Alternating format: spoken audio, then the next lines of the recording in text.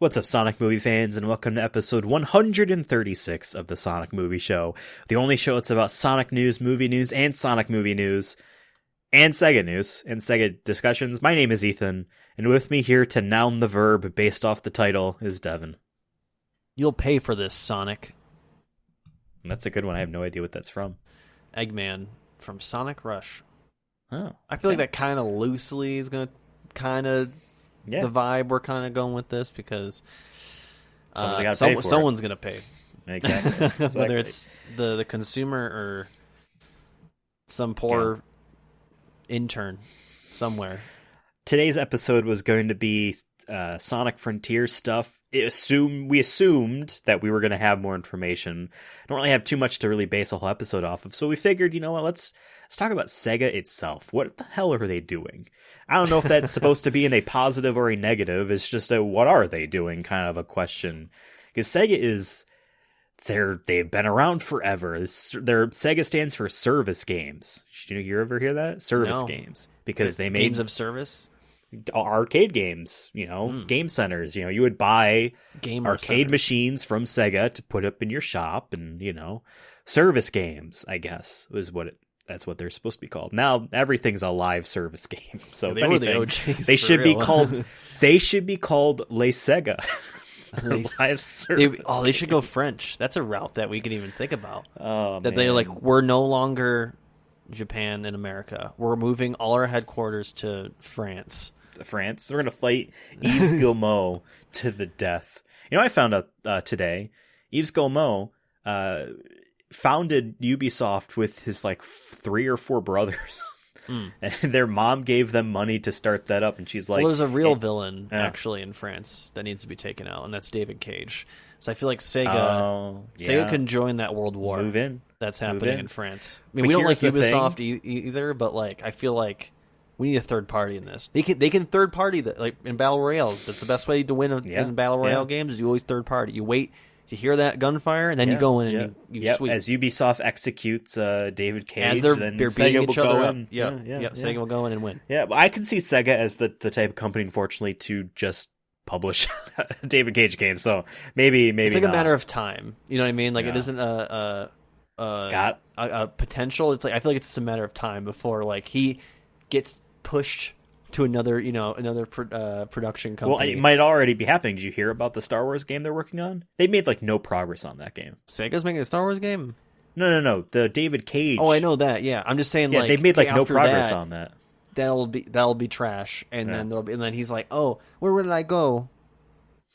Sega. Les Sega. For live service games. There's an E at the end of live. That's where the lay comes from. Sega is a company that has made games forever. They're not as old as Nintendo. Nintendo's one of these. Yeah, we were making toys, and we owned sex hotels and shit like that. You ever hear about that? No, damn. Nintendo went from making the most kid-friendly shit. Or they started with the most adult shit, and they've worked their way down. Soon they're just going to be making... It's rumored that they had those types of hotels. Oh, then if it's a rumor, it happens. 100%. I believe 100%. Yeah. There's actually a real life hotel now in Japan that's a Nintendo museum of all pre-video game stuff. Interesting. And it's pretty cool. It has strippers in it. They have one of the big brass or copper or whatever is signs that says Nintendo Playing Card Company on it and stuff like that. And there's a big sign that's says triple X. yeah, exactly. Well, I mean, this is for the adults. Sorry, little Johnny. Nintendo had made a bunch of weird toys. They made the Love Tester, which is just or not even electromagnetic. It's just two people hold this thing and it reads the electrical signal from you and sees how compatible you are. Some bullshit. What?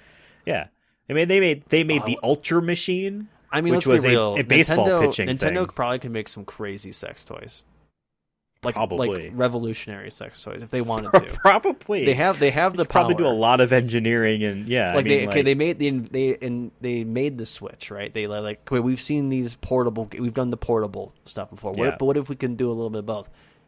Think about the possibilities. The best thing Nintendo ever does, and I like how we're starting the Sega podcast about that. Best thing Nintendo does is they have a hardware idea. this is a handheld gaming machine. It has 2 screens, and one of them is a touch panel, right? Yeah. And for like a year, the games that they made are all based off that idea or gimmick, right? That's what it is, right? They may make a sex toy. The game that they make with that sex toy is going to be pretty damn neat. Breath of the Wild, you know what I mean? I was thinking about this the other day. You and I were both kind of talking about Super Mario Odyssey and how great that game was. That's almost 5 years old now. That game does something I haven't seen in a first-party Nintendo game since. Is that it actually Mario will go up to a puzzle and it'll be like a picture or something of another area in the game somewhere, and it straight up tells you press the capture button to take a screenshot of this for later. I don't remember Nintendo games don't do that anymore. Yeah, like the one Joy-Con has an infrared beam on it. They don't do shit with that. But like one idea was cool with it. So anyway, Nintendo would make a great sex toy. Like Super Mario Party, but make it sex. Yeah, I feel like they like that. Yeah, kind of like that. But like, yeah. Oh, you could do like, because you know, there's like if you have like 4 people, that's like the good amount for a Super Mario Party like session, right? Like you have the canoe or that like that boat level that they had in the one game there. They can definitely make games where it's like you somehow are like, yeah, you're doing crazy shit, but like with you don't know who you're gonna get. Oh, you don't know who who you going down on right now?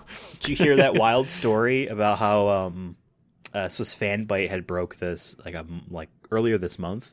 So then when the Nintendo Switch launched, it launched with like 4 games, 5 games, something like that. 2 of them were by Nintendo. Breath of the Wild, and 1-2 Switch. You remember that game? Yeah. I rented that game from GameFly. Me and our mutual friend David played that. It was cool to play that once. It's definitely not worth $60. Well, guess what? That game sold over 3 million copies.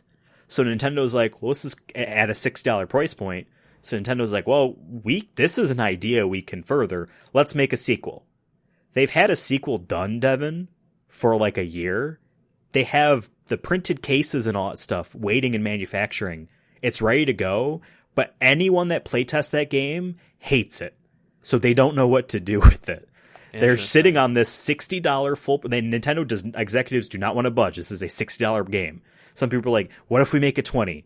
What if we make it free and we try to charge for some...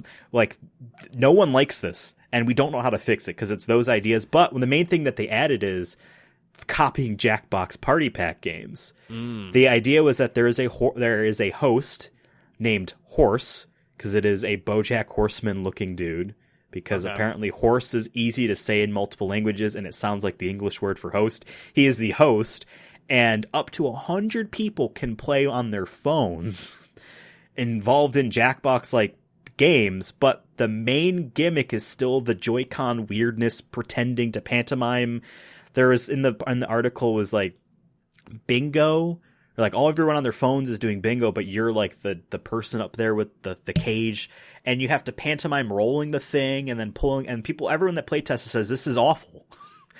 And they're so afraid of releasing it because they actually feel like it would negatively impact the brand. Unlike Sonic with Sonic Frontiers. I just think so that's an interesting. Just think about that Jackbox. I think the easy way to solve that is just make it a sex party game. Like let's just commit to it. These games that reminded me because there's a spin the bottle thing in there apparently. Yeah. All the games can be done in a sexual way. Yeah. But you advertise it as such. So you hire some people in the sex industry to advertise it for you. And when you I'm just thinking about that could be crazy. Nintendo. I think we do a lot of great ideas on this show. I think we're definitely we're up there. We're up there. We're up there. We're better than most in terms of our great ideas for all these fantastic. Hey, we told SEGA what to do with Frontiers, and they did some of it. Yeah, it's not working. They listened to our show, so maybe Nintendo's listening, and exactly. they can finally be ahead of the curve. Because no one's done this yet. No one's made a party game specifically for sex. Your 1-2 Switch 2 should be 1-2 Switch partners. Or 1-2 Switch swingers. I don't know. Yeah. That'd be great. Well, Sega doesn't make sex games, I don't think, unless there's something I don't know. They've definitely they've made horny games.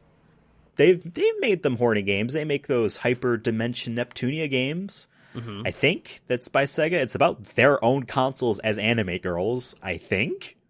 I own a couple on Vita, never touched them. I got them in a sale. There's just too many RPGs.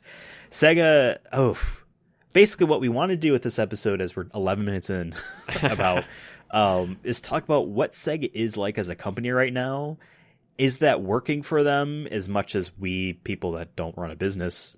Unless you guys want to pay for this podcast, we don't run a business. As much as understanding or advice as we could possibly have, and then also kind of discern, like, do we think they're in a good spot in terms of just optics and, like, I don't know, what do they have going on, and are they utilizing their brands well enough, and, like, who's making what, and, you know, like, they bought this over this decade, I don't know what year it was, they bought Atlas, right?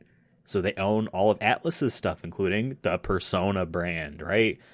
How much of that is, like, being utilized well enough, and how much of it, and what does utilize well enough mean? Because guess what? They're merchandising the crap out of Persona. That's probably still a good thing for them. They can make a game whenever they want. They're re-releasing them on the Xbox, I heard. They're probably going to make they probably made a bunch of Game Pass deal money off of that from Microsoft. It's a good leverage. But then I see, like, also people are upset because they did a 25th anniversary stream, and all they talked about was merchandise. They didn't say anything video game related at all. So is that good? How many Atlas IPs could they use but don't think they need to because of Persona, Shin Megami Tensei, or whatever? And then there was... What about their own shit? Yeah, and then there was what also... about Golden Axe? There's been... I don't want to say rumors, because I don't think anyone really in the industry, the game journalists and all the people who know all the people... but there's always been talks, especially with, like, all these... with Sony and Microsoft buying these studios up and whatnot, there's been talks that, will Sega ever get, at least in America, because they have kind of that separate entities, one in America and one in Japan, that will they ever get bought up maybe in America, whether it's Microsoft to be, or will they ever sign a deal that is, we're only making Xbox exclusive games? You know, like, will that ever happen? You know? And I think those talks can, like I said, there's been no rumors that I'm aware of, but I feel like I think it can be talked about, because with just the state of the industry right now, I feel like everyone's kind of getting put somewhere at some point. So I think that's another thing to talk about in terms of, like, what is Sega, because that might change if a company buys them, a bigger company buys them. Like Jeff Bezos could be like, I own Sega now. And honestly, like, Sega isn't the Japanese publishers. First off, let's put it this way: if Microsoft values Bethesda, well, Bethesda was just under $8 billion, but Activision at $70-something billion. I almost said $1 billion. They're like the biggest, right? No one's going over that. EA might be close, Ubisoft lower than that, but, like, you look at the Japanese one and it's like maybe Square is the highest in the Japanese of the part, like, but Capcom was doing really shitty, and they turned it around, making smart decisions based off existing IP over the past decade with this, or the past console generation. Like, they made a big Western-ish RPG on PS3 and 360 called Dragon's Dogma that has a sequel that was, like, just recently announced. If that game didn't make millions of copies sold, they were fucked, and it did a little bit. It did like 2 million or something, and they were basically fucked. So they had to be like, we're not making any more new, like, IPs. We're just going to have to re-release Resident Evils and Devil May Cry's and Monster Hunters to recoup money. And then they started making, but, like, so, like, they're a success now. How many games are they working on? Like, they're crazy. They're making this and that and so many things. Like, everyone's on, like, a Capcom hype, but they're like, had a whole showcase, like, just for them. Right. Not exactly. Many publishers, I feel like, can do that. And they have their own, like, state-of-the-art engine now that they're really supporting, and it's showing good quality stuff. That doesn't really happen too much these days for in-house, technical stuff, technical software and whatnot. But even then, like, they're nowhere near Ubisoft in terms of their value to another company to be purchased, right? Sega's gonna be probably around Capcom, you know? And you look at, okay, Konami, no one thinks about Konami as a video game company, but they do other shit. Yeah. They make gym equipment and water bottles. You know what I mean? They're just, gaming is just they have the not the studio, but they have like big involvement in Vegas, right? Yeah, because I remember. So many gambling machines. Because when I flew to Vegas to see my brother down there, literally the first thing I saw, like outside the airplane, machine, right? Well, I saw their building that said Konami. Oh, and it took me a half second. I'm like, oh yeah, that's right. I forget that's their other thing. Like they do gambling. And it's not just like there's pachinko stuff in Japan. Everyone knows about the extremely horny Castlevania pachinko machine and the Metal Gear Solid 3 remake. That's a pachinko machine with beautiful. They redid the cutscenes and put it on that thing. I want to go to Japan just to watch that. How fucked up is that, you know? But then, like I went to a casino in Maryland here that you know of. And like, half the machines were by Konami. Of the slot machines were by Konami. That's crazy. I'm like, this is weird. None of them are interesting. They just make lots of money off that stuff. So like Sega, they're not in like the stratosphere of, like, they might be close to Square Enix, but Square Enix is trying to do Western stuff they have a really successful MMO. Final Fantasy XIV is like the most successful MMO in terms of constant like player positive feedback. Plus they had an expansion that came out last December or whatever. They had to stop sales of the game itself because too many people were playing it. Like that was that, you know, but they do stuff that the Ubisofts and the EAs do that makes them way more money than they should have based off, you know, monetizing the fuck out of their players. That Sega doesn't necessarily do that, but they kind of wish that they would, right? I have a list now of this is what Wikipedia says, to be fair, the current studios at Sega. So we can kind of keep a mental list of like how many teams are able to work on games at once. Sega themselves, in their own in-house offices in Japan, have 4 main studios, and there's just simply a Division 1, 2, 3, and 4. First one, Division 1, makes the Yakuza, Judgment, Virtua Fighter stuff. Okay. The second one makes all these, they make, like Sonic Team is apparently a part of their Division 2, so Sonic Team stuff. But this is where you get all of like the mini game stuff and like some like the Mario and Sonic at the Olympics type of stuff and like puzzle games and all this stuff comes from there. The third one makes their soccer games, Pro Evolution Soccer or Winning 11, or I think it's now called eFootball. Just a weird name. And the fourth one makes fourth division makes like the Phantasy Star MMO and like works on that stuff. But then they have arcade shit still too that's still open, but they're closing their arcade. They closed their arcade, like actual game centers. So I don't know, but there's 1, 2, 3, 4, 5 of these still around. They're probably being absorbed or whatever, moved around doing that stuff or working on ports and stuff. But then they own international studios. This is what they purchased. They own Creative Assembly, which made Alien Isolation. Then they just announced a game called Hyenas, which may or may not be interesting. There is Sports Interactive. They make Football Manager. You know, the very popular simulation game. I was gonna say I've heard of that one. People really like that. They bought a European studio called Hardlight that works on Sonic and helps them with Sonic. They purchased a company called Relic Entertainment that makes strategy games, Company of Heroes. They purchased Atlas apparently in 2013. I thought it was a lot more recently. People know what Atlas makes, but Atlas owns a lot of stuff. They're well known for Shin Megami Tensei, but they own a lot of stuff. They own a studio called Ignited Artists. I don't really know what they make. They purchased Amplitude Studios, which is making strategy type of games. And they own 2 Point, which is the 2 Point Hospital studio. I do not like the look of that game. I don't like the look at it at all. But you know, like those are the ones that like they have. So they don't really they're not like a Sony that has a whole bunch of studios, or Microsoft at this point because they purchased everything, you know.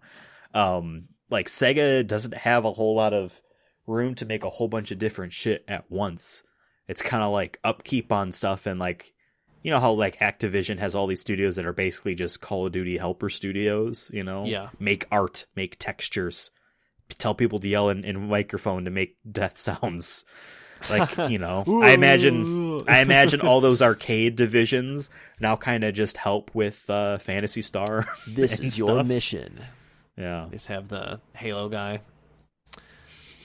He gets paid. Well, I feel like he just does everything in one day. I always imagine, like, you captured the flag.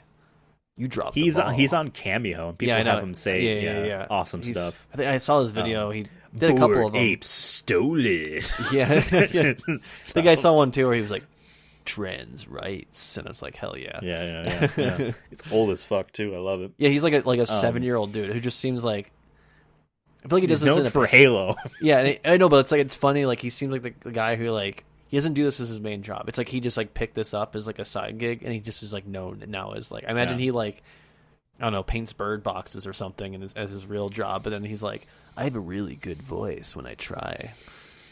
I just think that's really cool. I don't know anything about him, but people also like the announcer from Unreal Tournament.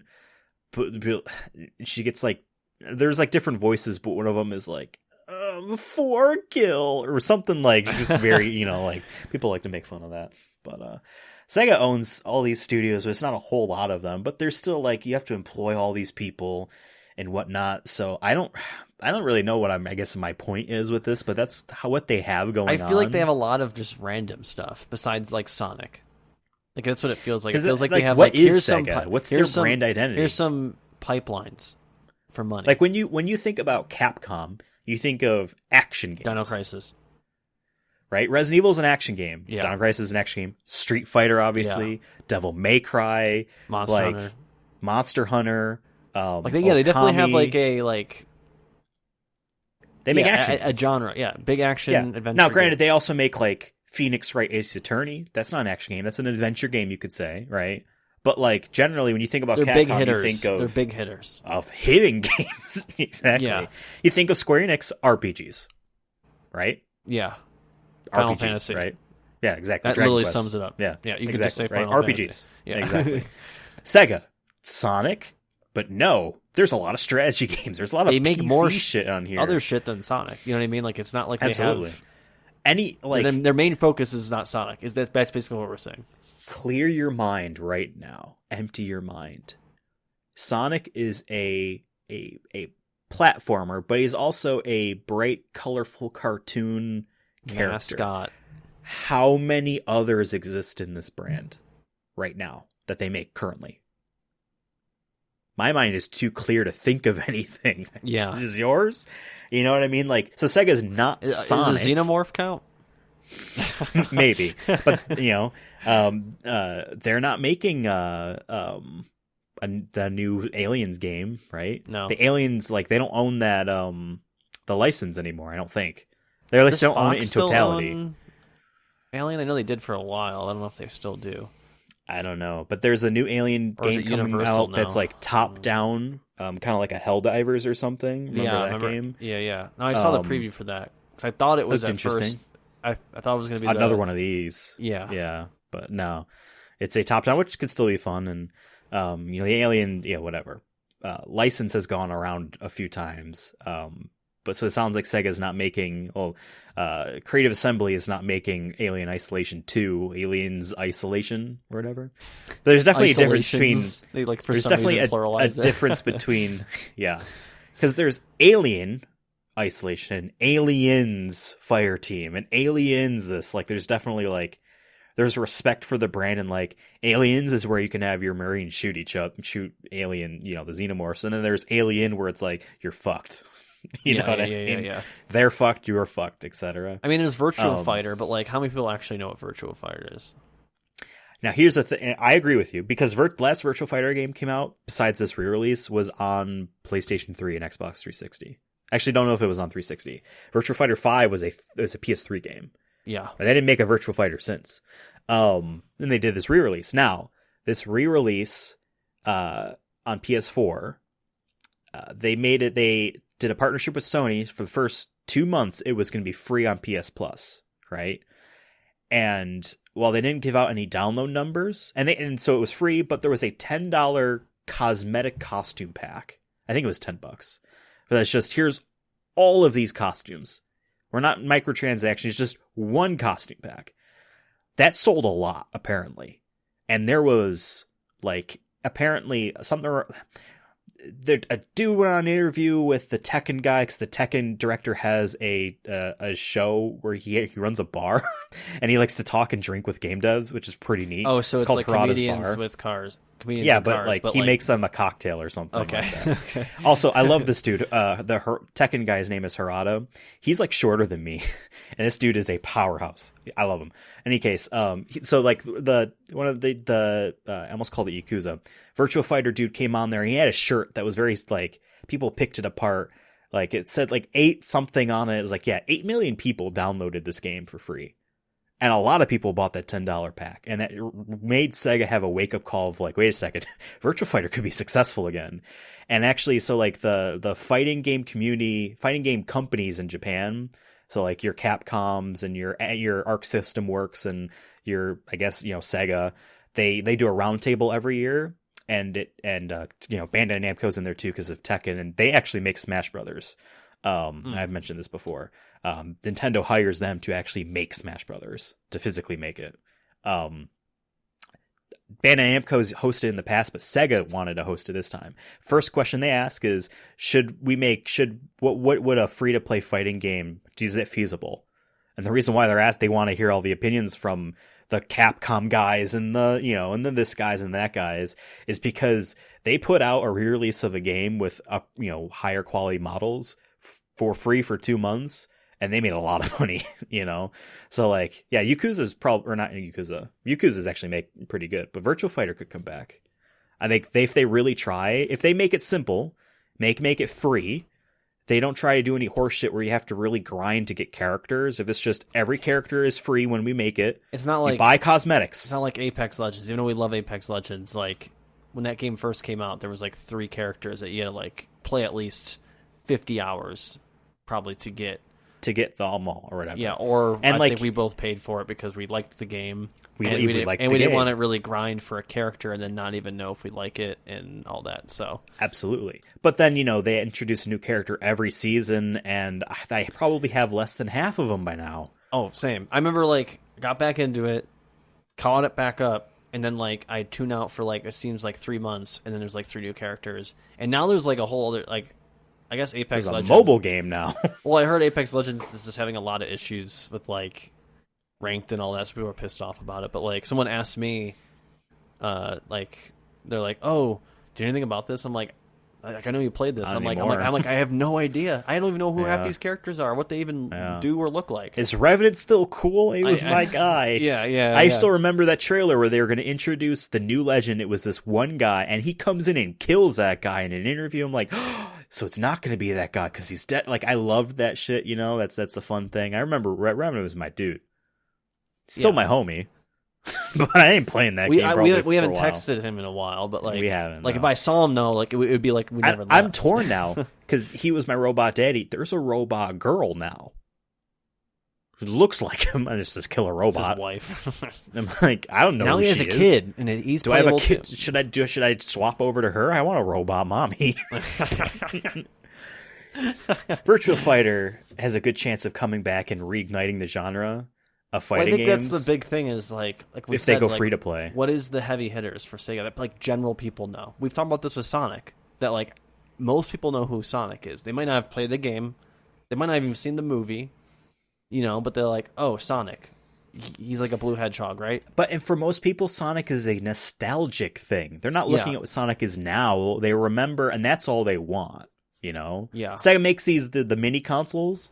They're making a second Sega Genesis or Mega Drive, I guess, because that's what it was called in Japan and Europe. Much cooler name than Sega Genesis. The Mega Drive, much cooler name. In any case, they're making another mini console. You have the PlayStation Classic garbage fucking thing.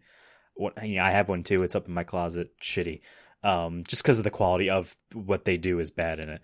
But like Sega actually made good ones of these, and they're making a second Sega Genesis one, and it has, you know, this and that, and it has unreleased games in it and shit like that, and people are like jazzed about that, only coming out in Japan. But like people only like for Sonic, for the general audience, yeah, the movie, sure, because it's a fun movie to take your cousin's nephew or whoever to, you know. Yeah. But like it's them. It's like I remember playing Sonic and Knuckles. That's it, you know. Yeah. Or I saw my friend play it. Yeah, I saw yeah, exactly. I saw it at an arcade or some Sonic and Mario go to the Olympics in 2004 or whatever. Yeah. You know, something like that. But like, yeah, most people, it's like Mickey Mouse too. Like, I don't give a shit about Disney, and like, I know who Mickey Mouse is, and I'm sure I've seen enough of him to get his gist. I understand your deal, my dude. Yeah, like you're just a regular fucking mouse, just actually. A guy. Yeah, you're just a guy. Yeah. So like I think they have him, and obviously I think they're working on him, hopefully for the better. But I feel like they don't have enough heavy hitters to be like, yes. Like Sony, God of War. You got Spider-Man. Last of Us. Ratchet and Clank, Spider-Man. Even though they don't own Spider-Man, but like Disney's gonna let them do whatever Insomniac wants to do because they made so much money off of that. They're gonna make even more money off the PC reports of the two Spider-Mans.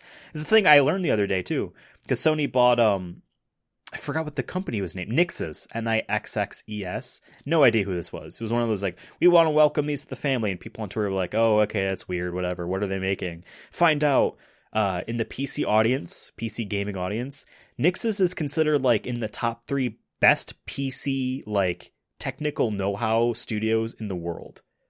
And Sony bought them to make PC ports of their games. That's why when the God of War port came out, now they didn't handle that. Flawless. Because like Sony just had a lot of time. Like, we don't need to rush this whenever it's done. The Spider-Man port is going to be flawless and going to make them a lot of money because PC games come out broken, even still. Especially if they run on Unreal, apparently. They always stutter up and freeze. And so you're going to get a Spider-Man game that's going to be flawless on PC with like ultra-wide support and this and that and 245 million frames per second. Hertz, you know. Yeah. Like, it's going to make them a lot of money. Sega, on the other hand, I don't think they're known for having any good technical, studios or anything like that. I think when we first pitched a Sonic Frontiers idea, which they like we said, they didn't actually take it from us, but one can dream. But like, yeah, the idea is there, but it doesn't look technically new. You know what I mean? It doesn't look technically advanced or like next gen. You know what I mean? It looks like a 2015 game.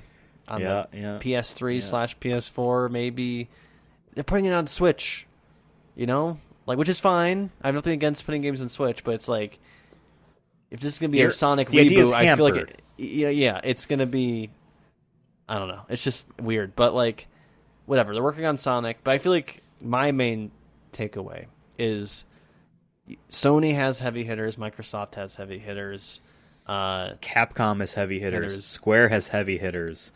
Ubisoft has I think heavy some hitters. in there, but they don't know where to put them. Like, if we're going to do a baseball analogy, they're not putting them on the field. They're not putting them in the batting lineup. They have them sitting on the bench, or they're not even at the clubhouse. They're sitting on the couch somewhere watching TV. You'll call them up. This guy can hit home runs. They're heavy hitters. They have heavy hitters in different sports. They don't know how to play together. Yeah, like they make like the Total Rome, and they make Football Manager. They can't necessarily market them alongside Virtua Fighter and Yakuza in the same matter. Like, if they had the Sega, because Sega does actually, market these. I've seen them. They'll proudly show trailers for 2 Point Hospital 2 or whatever it is, 2 Point Campus. Like, I don't care because that's not the type of game I'm into. People that do care are like, the fuck is this Yakuza thing? You just walk around and beat. This is so stupid. I want to manage a football team. Yeah, you know what I mean? Like, that's so, like, they have so many different, which is fine. They don't overlap enough to have one vision. Yeah, I think. Yeah, there's no, like we were saying earlier, like, Square Enix is like their adventure action adventure, their action, or no, sorry, their RPGs, and then Capcom is action adventure games. And then Sony, I would say, is definitely the more like maybe I think their bigger hitters are story driven, really well made, visually games. Movies that you can play is that they're like that's like what their vibe that they go for to sell themselves to the average person. Then Microsoft is all about just having just fun games. I feel like that's kind of like their thing. Like their marketing is good. Whether or not the games are good is one thing, but their marketing's like the last 5 years has been like, you have access to so many games, something will satisfy you. Sega could do that route. They have so many different things here. What if they did that? What if they kind of took what Microsoft's doing and was like, we have all these different things. We're not just Sonic. We have a Virtua Fighter. We have a... I'm looking at this random list. We have Shin Megami Tensei. All right? Mm-hmm. Let's advertise those more, and then we can talk about all the other games. We have the Yakuza, and I feel like they do. Like people know about them who are really into games, but I don't think anyone really knows what Yakuza is really. Like, too much. They'll be like, they'll think of the actual Yakuza when they first hear it. You know what I mean? So I feel like they're not far away. I think from being better. I just feel like they kind of just going. They're just doing their thing. They're what I mean, but they're not like. I feel like people don't know, like you said, of like what Sega is. I don't know if it's important to them. I don't like. At the end of the day, it doesn't really matter to me. But I feel like in today's climate, where everyone's being bought up and whatnot, and the folks who haven't been bought up, they all have at least, I think, a clear vision of what they're supposed to be. No matter what the games actually are, it's more of just like. This is the face of our companies. They don't have a unifying thing, right? Or I feel like, if anything, Sega, I think, is closer to just nostalgia. Like you said, like I think it ties with Sonic, where people are like, Virtua Fighter, oh yeah, I played that in 2004. Like the Yakuza, I feel like is the most modern thing. Like in terms of like the main and the Yakuza games are doing decent, but that can be a heavy hitter. That can be, you know what I mean? It cannot be the heavy hitter, right? Yeah. So I feel like I don't think they're that far off. I really don't. But I just feel like they're just like the Sonic brand or Sonic as a whole. I feel like they just kind of like, okay, it's been 4 years. Can we make another Sonic game? Yeah, it'll sell. It could do better if we I don't know. Made this more the face of the franchise, I don't want to say the face of the franchise, but face of the company. It's weird. It's weird. They make I think they either need to do the Microsoft route, or they need to pick three of their franchises and be like, this is what we're about. We can still have all these other things, but this is what we're about.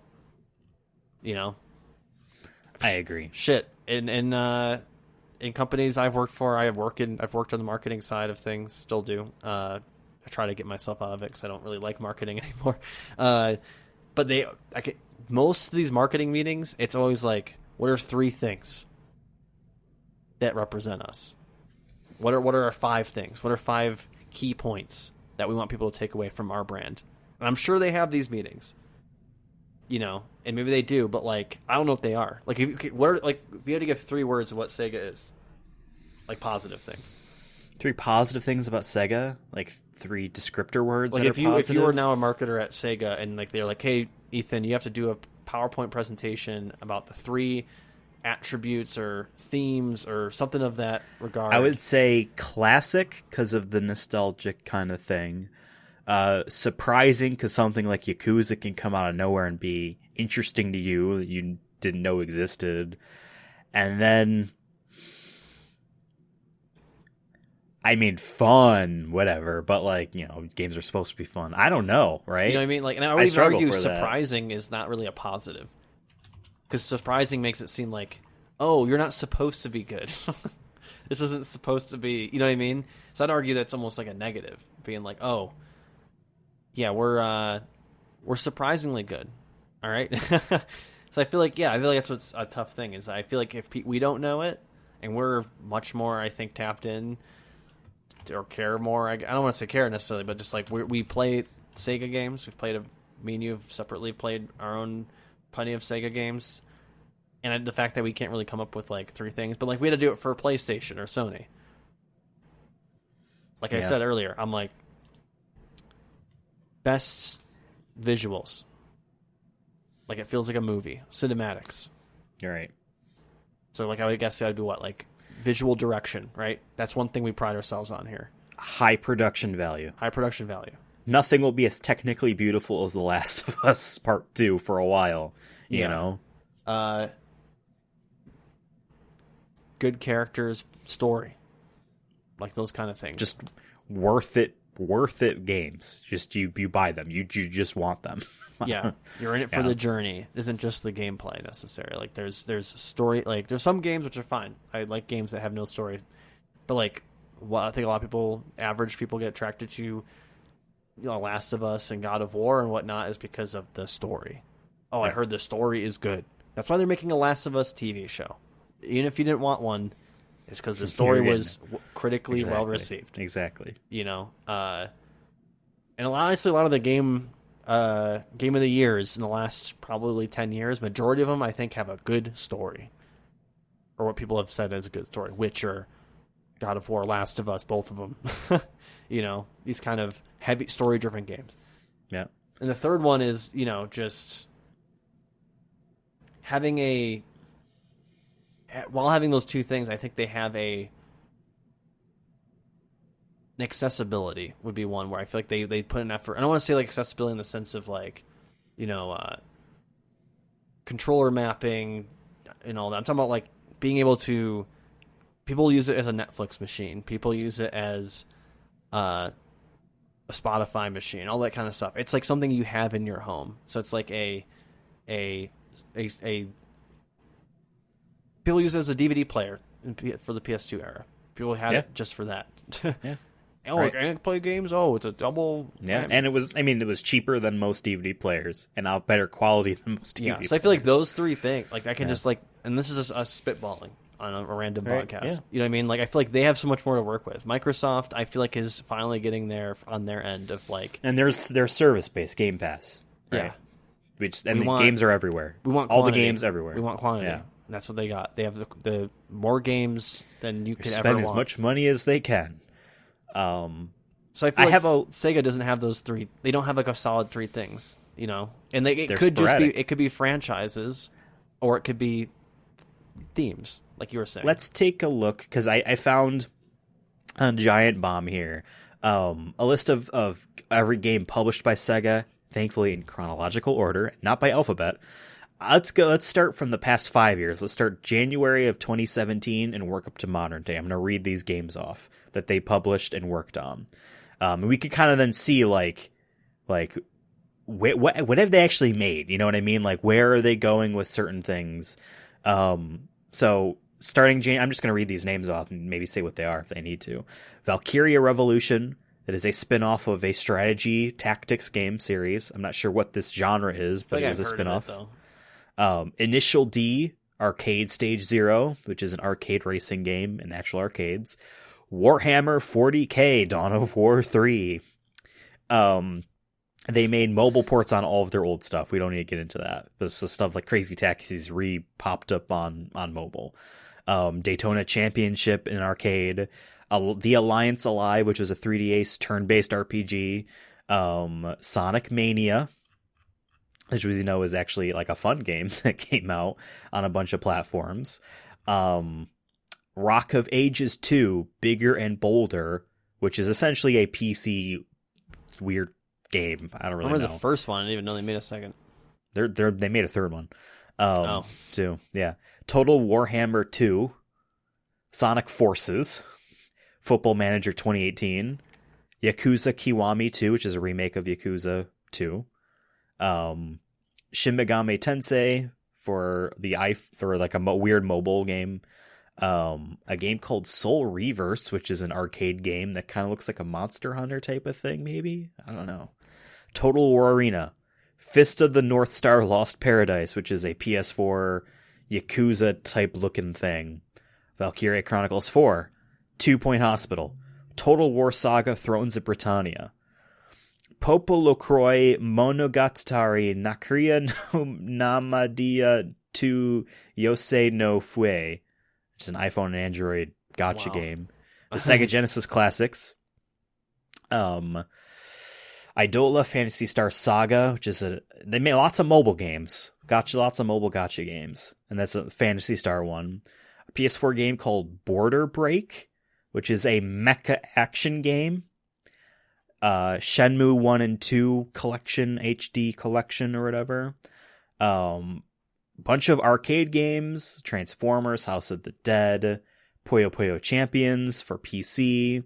They released all like those classic Sega games on Steam for free that you can mod, and then recently, because Sonic Origins is out, they took the Sonic ones away. They delisted them so they can sell them again. There you go. Persona Q2, New Cinema Labyrinth for Nintendo 3DS, Football Manager 2019, Judgment, Yakuza Online, which is a iPhone and PC game, Catherine Full Body, which is a re-release, Blade Arcus Rebellion from Shining, a PS4 Nintendo Switch game. It looks like it might be an individual novel.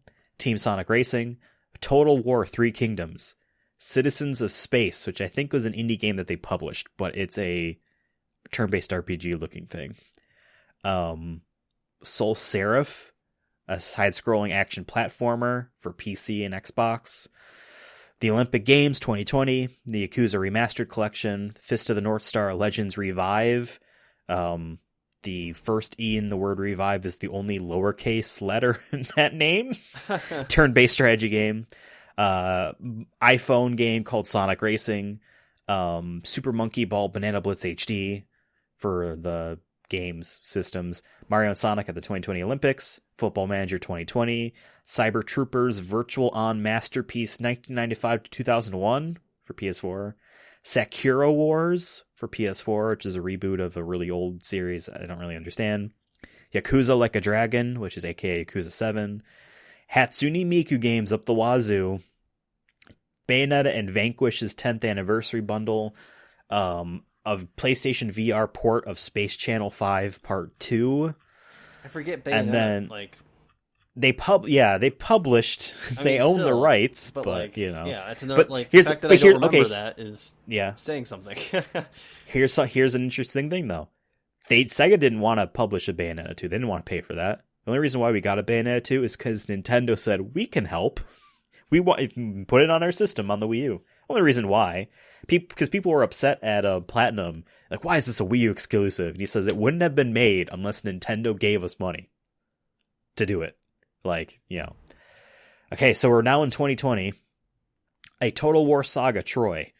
ReZero Kara has a long name. It's an iPhone game. I don't know what that is. Some PC games that are like weird, that are kind of like just kind of gimmicky things. Like Sega did this for their anniversary. Football Manager 2021. Puyo Puyo Tetris 2, the Ultimate Puzzle Crossover. Fantastic Night's Dreams Cotton Reboot. And remake of a remake of essentially a Super Nintendo era game on a Japanese PC system. This is weird retro remake. Maybe not weird. I don't want to say that. A new Initial D game for arcade, a Mission Impossible arcade game, Virtual Fighter 5 Ultimate Showdown, Phantasy Star Online 2 New Genesis, which is an MMO, Alex Kidd in Miracle World remake, Humankind, which is a strategy game made by Amplitude Studios, Lost Judgment, another Super Monkey Ball remake, an anime called Demon Slayer has a game that they published, Shin Megami Tensei 5, which is a turn-based RPG, Total War Warhammer 3, Sonic Origins, and then there's all future games, which includes 2 Point Campus, Shin Megami Tensei Soul Hackers 2, Company of Heroes 3, Sonic Frontiers, and Hyenas. They make a lot of strategy games. Yeah. They make a lot. Yeah. I don't know if they're cheaper to make than the other ones. It's maybe. We play a strategy game called Warzone. Yeah. Made by one guy. Maybe they're cheap to make. Yeah. Yeah, I don't know. So that's surprising. What do you think about that? What are the brand heavy hitters from that? Yeah, Yakuza, strategy, Sonic, and strategy games. A Roman dude with a sword to represent Total War, Warhammer, 40K. That's what I'm saying. Like, I don't like. That's surprising. Like, I didn't know There's that a lot of strategy games. touched that much. Yeah, but it seems like so. Then they also have a lot of strategy they have a couple company? mobile games as well, where like it seems they make a lot of gacha games. That's for sure. And like, sure, like I guess like those were brand new games in this list, but like there's still old gacha games that they're just upkeeping with new content. So I think that kind of still counts as like, yeah, the effort is still being put in there, right? I don't know. So like Sonic is their mascot, but Sonic's in his own little league there. They don't make fun, colorful, or just, they don't make Nintendo games. Yeah. They make Sonic, that's it. And Monkey Ball re-releases. At least Nintendo, I think, every other year has something Mario related. Like, it may not be always a Mario something. Yeah, you're right. There might not be a Super Mario or a Mario Odyssey every 4 years, but there's a new either Mario Party, Mario Kart, Mario and Sonic go to the Olympics. A re-release of a Mario game from the Wii U. That they'll Super sell Mario for 6 Maker. months. Yeah. So like they at least always do Mario something, and they have plenty of mobile games, Mario mobile games as well. And like they I also feel like have, Sega tries to do that with Sonic a little bit, but it's not as frequent. Or at least if they are, they're not good. They're not good enough to stand out. Like every Mario game is solid, I would argue. Like, and I haven't even played all of them, and I know that like, hey, if I went to GameStop right now and I was given a free $60 credit and I was indecisive, I can guarantee you Mario would be on my list of possible. Just I know I'm going to get something out of this. Something good, yeah. Even if I play it twice, like quality's always fun. good. You might be bored after a while, but you can't say the quality isn't there. Like, yeah, So yeah. like, And that's a Nintendo thing, but Nintendo's a company that will just sit on a game and polish it up. Mario Odyssey, they were done when they announced that game, and they weren't going to sell that game for over half a year after that announcement, but it was done. So they sat on it and polished it, and it looked better at the end, and it came out.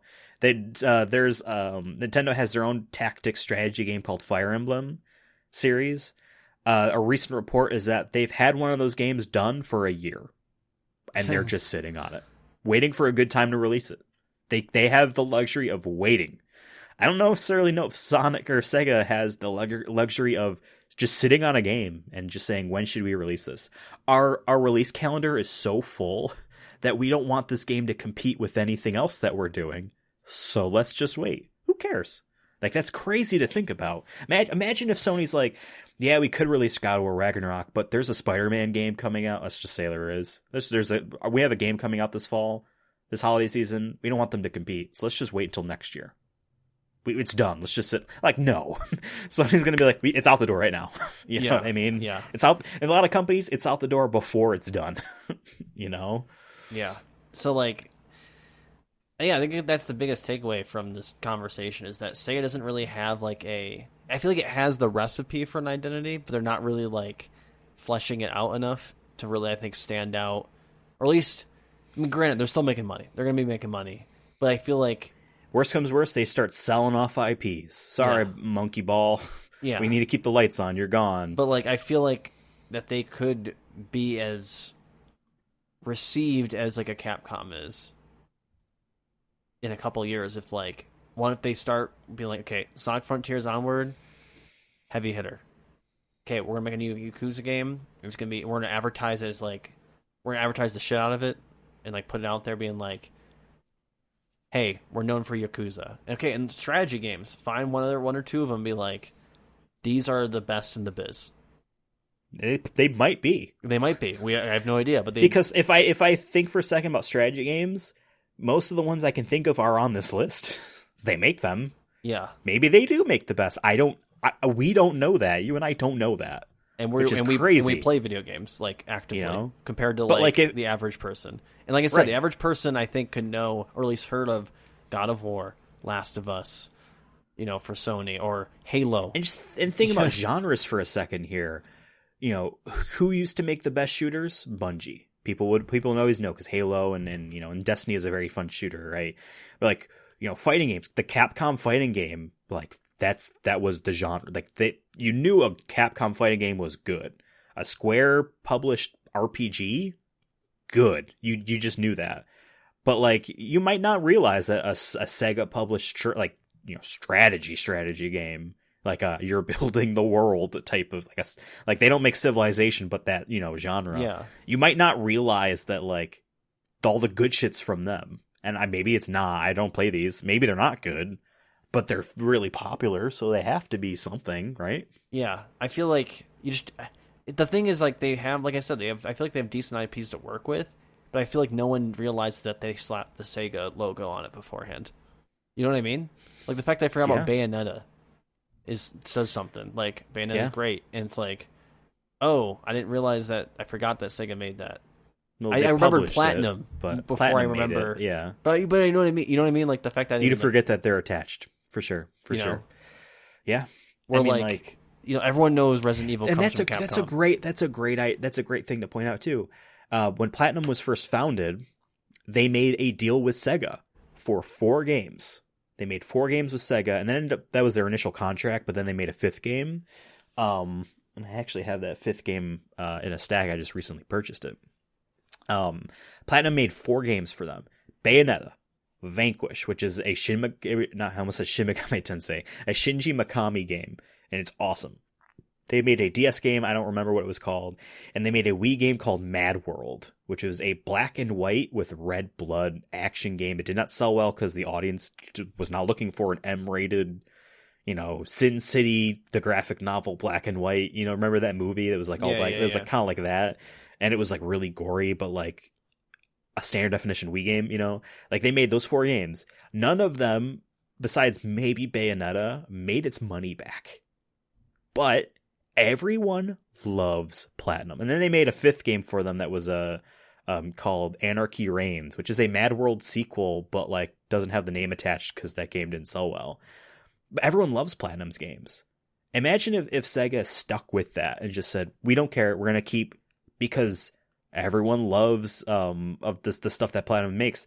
Like the 2 most famous games that Platinum has ever made, they do not own. They are sequels in series that were not started by them. It's Metal Gear Rising and Nier Automata. Yeah. Those are the 2 best-selling games that they've made. That they've physically made. And it's for other people. If Sega had that, said, yeah, just keep making games for us. Just keep making games for us. We understand you guys all left Capcom and you made your own thing here. Well, let's just keep this relationship going. Like, what if Sega could have been a company that you would have known for action games if they just kept a deal with Platinum. They didn't own Platinum, you know. But that's a good thing of like a good thing to point out of like Sega dropped the ball with just not realizing that who gives a fuck. Just keep contracting this studio to make games for you, you know. Yeah, and the games that they do make, I feel like just besides like Yakuza, just don't always are critically well received either. They're just charming as hell. Yeah, and goofy, and people love that. You know. Yeah, so I think that like they already have the potential. I think more with Yakuza than they do with Sonic. To be honest with you, Sonic is going to be Sonic. I still think they could do so much better with Sonic if the games were good. Every Yakuza game is better than the last. The movies have been good, so like, okay, build off. Yeah. That. We've said that before. I think there's more pressure on Sonic Frontiers being good because of how the movie's success is. I feel like, okay, if we can be like, oh, we watched a new Sonic movie? Yeah. Oh, I heard the new one's good. Okay, let's go get it. You know? Yeah, like, no, you're right, because the pressure isn't Sonic there. Forces just came out, it'd be like, oh, I love this Sonic movie. Oh, what's the new? Let me look up. You're right. Newest Sonic game, Sonic Forces. Oh, 34 out of 100 on Metacritic. Oh, I just made the number up, but it's low, right? Yeah. So, yeah. But yeah, you're right. Like, assuming the movies didn't happen, the pressure wouldn't be there. Because, to be quite frank, it doesn't matter. We talked about this on our Sonic quality episode. It doesn't matter to Sega how high the quality of the Sonic game is. It sells X amount of units regardless. Sure, it might sell 4 times that if you put in 10 times the money, you know. But they in their mind, it does not matter that much. And so I think they think they're more corporation. All corporations are corporations, but I think they're definitely more of like the classic Corpian, like, we don't care, just put the product out, get that money. Exactly. Not saying the people who work on it. Let's make that clear. People who worked on it do give a shit, obviously. Yeah. But like their the names are in the credits. the executives probably upstairs, just maybe they do, and maybe they suck ass.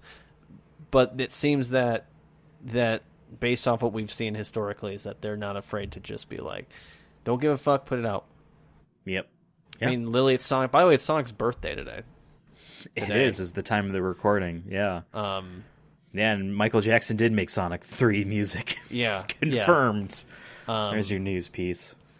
But yeah, it's just I feel like the main takeaway here is that I feel like these other companies have kind of established what they are, or at least what their heavy hitters are, or what their 3 key things that you'll know them for.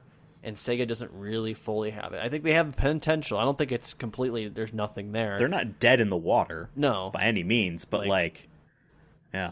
Let me put it this way. I look at this Hyenas game, the vibe I get, and I forget what the name of it was, that Ubisoft Battle Royale. Oh, Hyperscape. Oh, yeah, we love Hyperscape. It just comes and goes away. Remember Lawbreakers?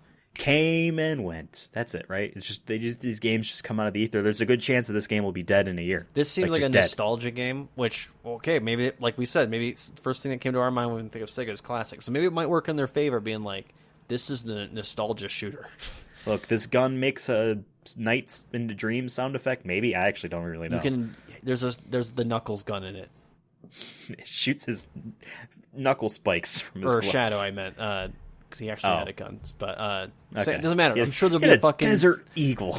Yeah, but you know what I mean. But it's Knuckles. Desert Eagle. That's what I feel like it's gonna be, because I feel like that's a new trend in the last couple years too. Is like nostalgia sells so well. It always generally has, but I feel like lately it's just been selling more. Whether it's Spider-Man or shit. I mean, like, there's just so many, like, of Top Gun, like anything, like, hey, this was big in the 80s. Fuck it. Yeah. I'm surprised it's not a Back to the Future movie yet. Like, that's where I feel like we're at. Jurassic Park. There's a reason why there won't be a Back to the Future movie. The original creator owns enough of the rights to say no, and he says no every time. So good for him. So I just feel like, I don't know. I just feel like they're not dead in the water, like you said, and I feel like they have some things. But at the end of the day, I don't really care too much. I mean, like, Sonic's cool. Like, I want Sonic to exist, but like, I don't need a corporation necessarily be running them either. I think we've seen there's a lot of good. Sorry, I didn't mean to cut you off. I was gonna say there's a lot of. Well, I haven't played any, but like, I've heard that there's a lot of good fan makes of Sonic and all that. So it's like. They did the good thing on hiring people to make Sonic Mania. So at the end of the day, it's like, whatever. I don't really care if they make or lose money.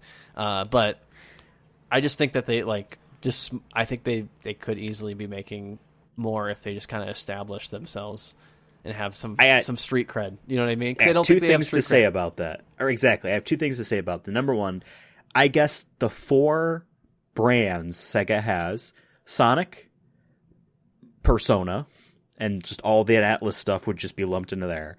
The Yakuza, including Virtua Fighter, because it's the common engine that they're using, and the same people worked on those, including kind of even Shenmue to a degree, and then their strategy stuff. So they could look at it like you have 4 pillars for your company. And if you market correctly, and you always show off that these are the 4 pillars of our company, in marketing thing where you have like 4 vertical columns on your horizontal screen, and it's like there's Sonic, and then there's a Persona kid, and then there's Roman Man, and then there's whatever the 4th thing I said, a Yakuza man or whatever, you know what I mean? That's one thing. And then 2, there is value, even though it doesn't make too much sense in the moment, but there is still value in making a game that does not sell well. There's still value in that. Because if the game is memorable, if the game has a resonance with fans, A, that's a re-release down the line. B, that's a sequel possibility to be like, this is hyper beloved, but you have never played this, and look how cool the sequel is. Maybe it's bad, who knows, but, or whatever. There is still value in that stuff, because again, talking about the Platinum stuff, I mentioned that Dragon's Dogma, that game sold okay. There was such a cult following about that, and it's festered and festered and festered. Capcom's making a sequel to that game, and they're excited to make it, and there's hype around it, and it was weird. That's what the Demon Souls, Dark Souls, became, because of Demon Souls sold okay, but there was such a, no, there's something here. So there's value in putting out a game that doesn't necessarily make Assassin's Creed money, or you know, Activision Call of Duty spin-off number 8 money, you know what I mean? Or, you know, your re-releases don't have to make a shit ton of money. They can lose money and it can still be valuable for you. I always like to look at Bethesda before the Microsoft stuff.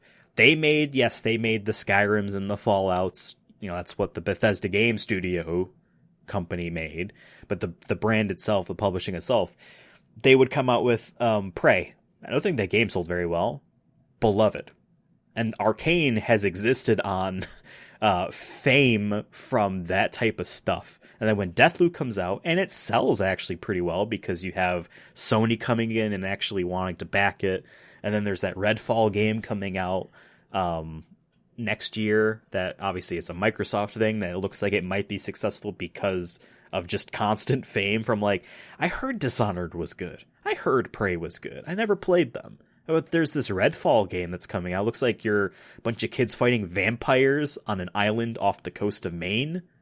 And, like, you all suck. Like, you're all pretty, weird. That sounds neat. Maybe I'll give it a try.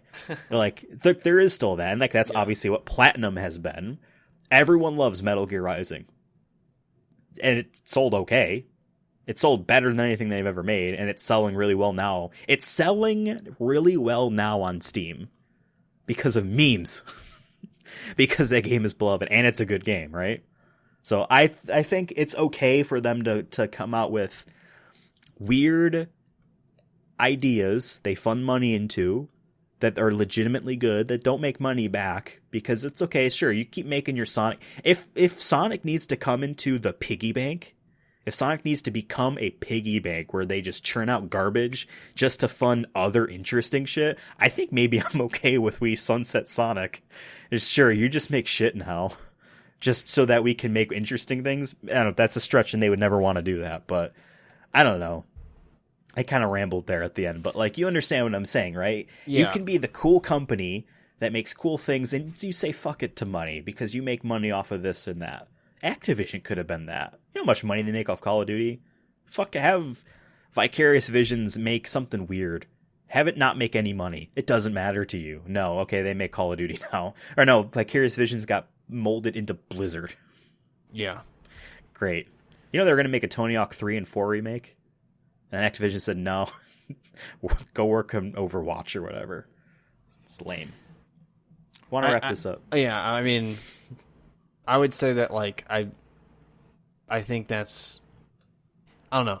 I'm definitely not as optimistic about just capitalism in general and companies. I think video games are slowly being turned into what movies have become. And I like movies, don't get me wrong. But everything is, at the end of the day, determined by money. There's some outliers out there that, like, hey, I made me and 2 people made this beloved indie game. We lost a lot of money making it, and then we'll never make a game again. You know, those things happen.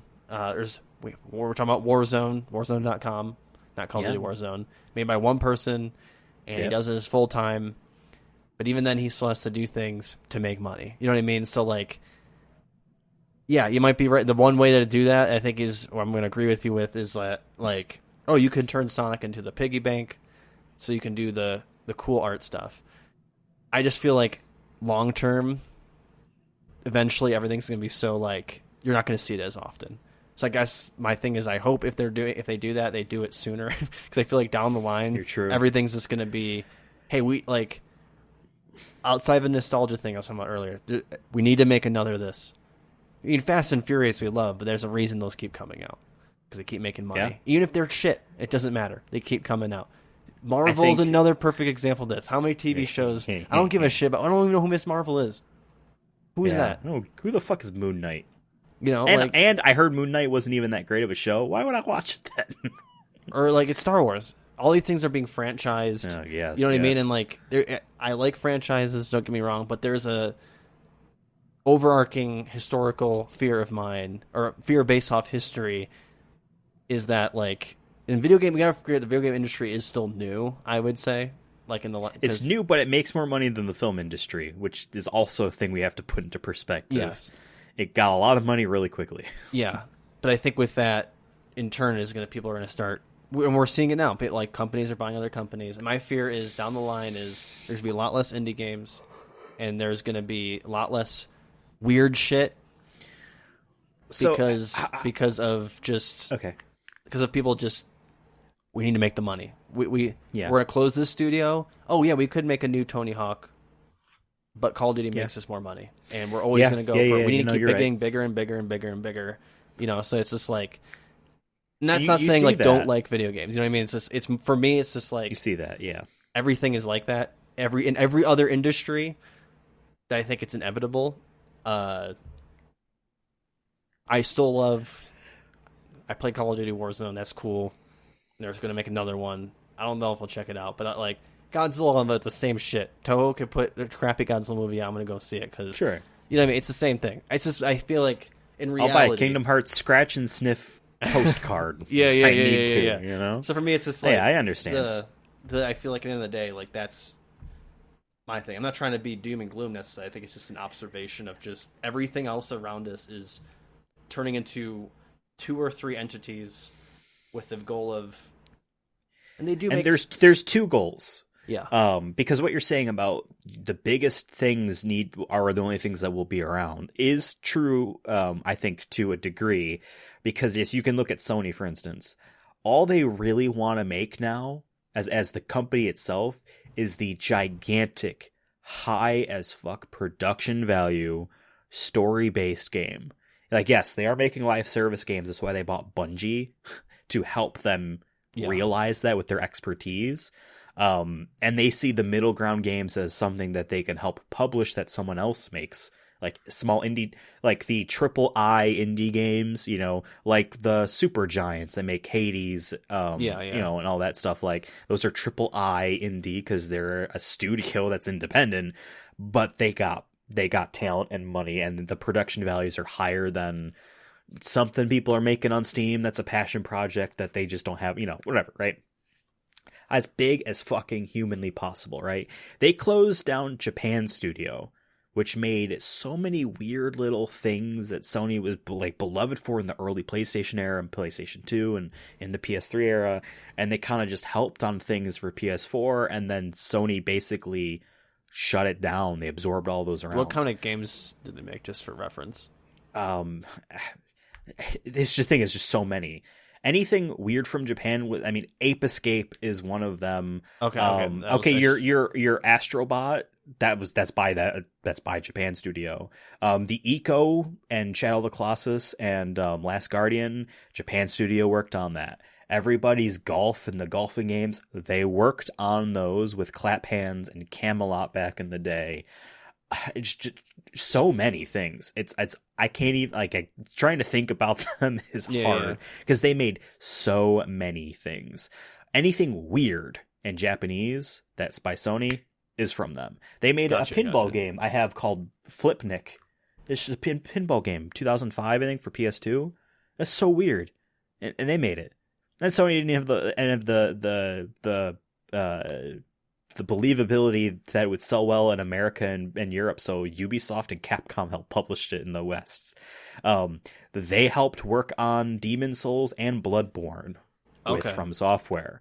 Like Japan Studio is just, they are both like the support stuff and we have small teams that make interesting things. Parappa the Rapper, Loco Roco, Patapon, like these niche but uniquely Sony games. Japan Studio, they're gone. Your Astrobot is all that's left. Team Asobi came out of that. A lot of people left Japan Studio and they scattered to the winds and went to other places. The opposite of that is what Microsoft is doing, which is quantity. We do not care if our games are biggest. They just need to be an icon on a digital shelf. We will purchase as many things. We will make as many deals as we need to make. We don't care if Gears of War 6... Exactly. We don't care if the next Gears of War, or even maybe not Halo, just because of prestige, but we don't care if State of Decay 4 and 5 and the this and the that are expensive to make. They just need to be okay enough to get like a 75 on Metacritic to be people be interested in, and it's something I got for quote unquote free because I'm subscribed to Game Pass, right? That's all they care about. All they care about. And that is bad in a different way. You know what I mean? Just because it devalues games. Everything exists and nothing gets experienced as much as they could be without the prestige and the discoverability, but there are too many games in general. And you can see, then you see Nintendo that's like, we make our stuff and it's high value, and then that's it. I don't even know if that's good or bad. Honestly, I mean, I guess you could argue they just, that like they're they Nintendo. don't maybe diversify the content. I'm not saying I necessarily agree with that, but I'm just saying like on face value, like I guess I can agree with it to some extent, because when I think of Nintendo, I think of, we're talking about like what is different brand, like what different video game companies, to me, what they mean. Nintendo to me is always like family friendly.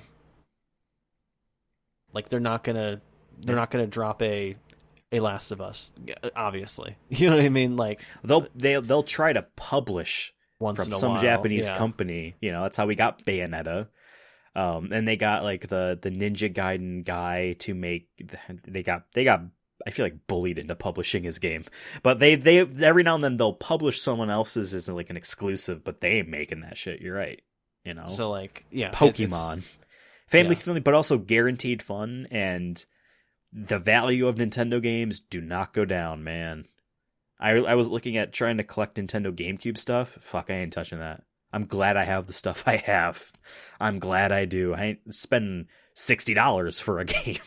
You know what I mean? When the PlayStation 2 variant is like maybe $15, because Nintendo games hold their value. There's that hard drive joke about Nintendo having a day-long meeting, or whatever it said, to see if they can survive selling Donkey Kong Country Tropical Freeze for less than $60, because their games, Mario Odyssey is on sale right now because of a Switch sale, gaming sale, Switch eShop wide sale. It's 30% off. Ooh. It's MSRP of $60, because guess what? Super Mario Odyssey is just as good today as it was in 2017, and it's not that like any of the games they've come out that Nintendo has made are significantly better than Mario Odyssey. Nintendo doesn't want to compete with their own stuff. There won't be a Mario Kart 9 until the next Nintendo console. The next Nintendo console that cannot run Mario Kart 8, the Switch cartridge, you know what I mean? Yeah. That's when you'll see it. Their Zelda is like the only thing that they'll compete with themselves, but because Zelda doesn't sell all that well until Breath of the Wild. And it's been long enough that, hey, they're going to launch Breath of the Wild 2 along with the next console. You think so? That? Nintendo is 100%. They're going to do, because Breath of the Wild was a Wii U and Switch game. And Twilight Princess was a GameCube and Wii game. And that sold really well. And then Skyward Sword, which is not a good game, was a Wii-only game, even though the Wii U was right around the corner. And people were like, why don't you release it on both? And we're like, that was a big mistake, because it could have been a good push at the beginning. Who knows? That's what I think they'll do with Zelda. But like people, we want a Mario Odyssey 2. They're gonna wait until the next console to do that, I think, because the first game's selling well enough. Pokemon can get away with it. Pokemon games don't compete with each other. The old ones still sell well. People just buy them all. Sega can't do that.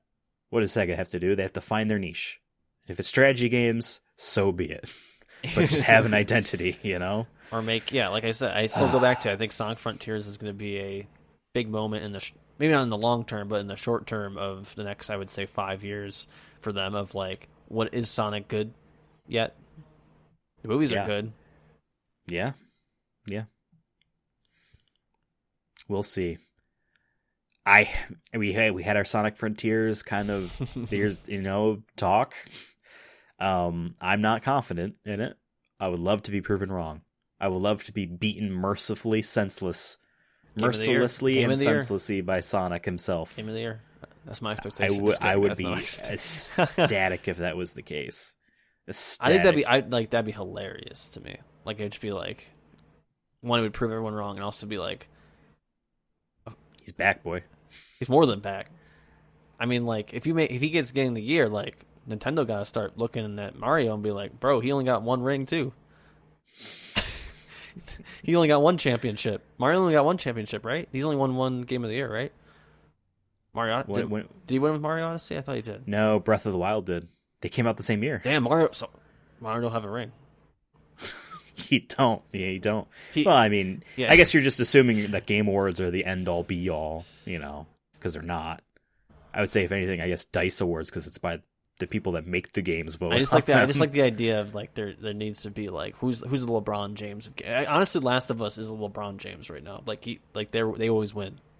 So, like, yeah, Naughty Dog. Yeah, like, they're little LeBron James. So, like, Sega could come out there and surprise some people. Naughty Dog games there's just so much just technical finesse in their shit. That's just it's you can't impressive. Like, even if you hate the story or whatever, like, you just have to be like, fuck, it looks good every time. Let me put it this way: Last of Us Part 2 was 1080p on a base PS4, 1440p on a PS4 Pro at 30 frames a second.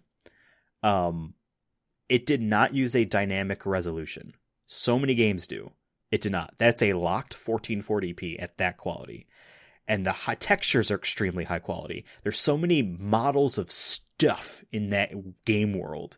They're doing crazy techniques where, like, the screen space reflections for stuff like water and windows and stuff just don't have the weirdness that they do in other games where you could break them, where you could just tell it's weird, where everything looks amazing.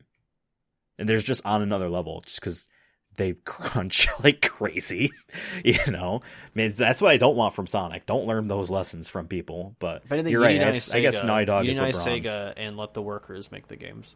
Now, Sega is the first. I think I read this correctly. First Japanese gaming company, if anything, to be openly supportive of LGBTQ stuff. Since forever, like, they actually protect trans people at their company before it was cool.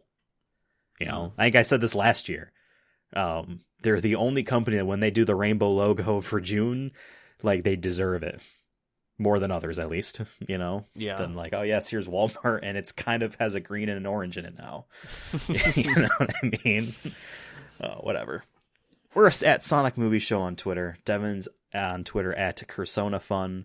I'm on Twitter at Ethan Absolutely. I forgot to plug last time, so because King of Fighters sucked. Yeah, it really just... We're on TikTok. Killed us. We are on TikTok. At Sonic Movie Show on the Ticks and the Talks. We upload some... Like, I'm trying to do better on TikTok, so yeah, definitely go and give us some love on there. We have Please do. A G Fuel video that I made. We're not sponsored, but I just made, like, a cool... Because we got the Sonic the Hedgehog G Fuel, and I put a Kendrick Lamar song over it. Okay, it's funny. So go like it, because it's funny, all right? If you watch the video, you'll chuckle maybe internally. Okay. Trust me. Yeah. Put us in the endless feed that you scroll through to consume on your daily life. Let us know we're valid. We'll see you next time. Have a fantastic day. Au revoir from SEGA.